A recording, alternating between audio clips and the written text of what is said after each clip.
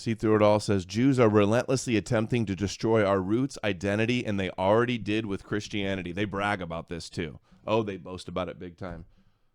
Do Europeans know any of their ancestors and any of their lore or legends, or look up to any of their kings or wise prophets or philosophers? No, they don't know any of them. They all glorify the Hebrew prophets from the Middle East, the chosen prophets, which are mostly mythical.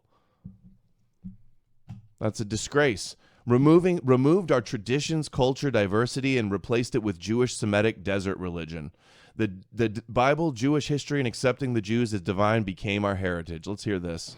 Oh, they so-called Christian for generations, so many hundreds of years, and they're so Catholic and so strong, and so it doesn't matter in which section, but they're such believers and Christians, and they're putting their heart and their soul into it.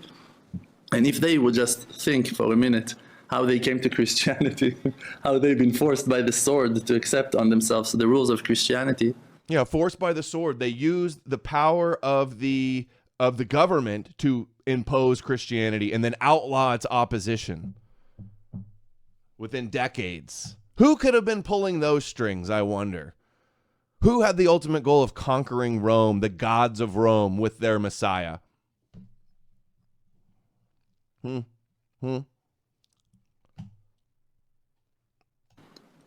How they just forced them, raped them, killed them, chased them, burned them. Scare them. Most of them are illiterate. Scare them with myths and legends and fear of going to hell. Killed them just for them to become Christians. I'm not sure that they would feel that love and connection to Christianity anymore if they would just realize, hey, they just cut us from who that we really were 500 years ago, and they just brought us to think, because we were afraid to die, that we need to be Christians or Muslims. And who did that? Who did that? The apostle to the Gentiles, Saul the Pharisee. It was all the holy messengers of Muhammad, all the holy messengers of Jesus, of the church, and that's it. And people lost their connection to their past. We lost our connection to the past. This rabbi recognizes it. In Deuteronomy, the Jewish God, the worst thing in the world his people can do is marry with foreigners or worship foreign gods. Yet that is exactly what they targeted the nations with, to get them to get the nations and the Gentiles to worship a foreign god. If that doesn't give away the plot that this is about theological conquest, and it's one rule for them and another rule for us, they targeted us with the thing that they shield themselves against. Lost their power of being who they are. They lost their identity.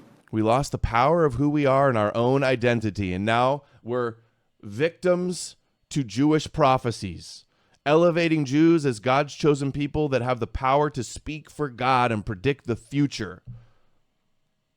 If you allow and grant another foreign chosen people to speak for God, you are making them God. See Through It All's fire, yeah.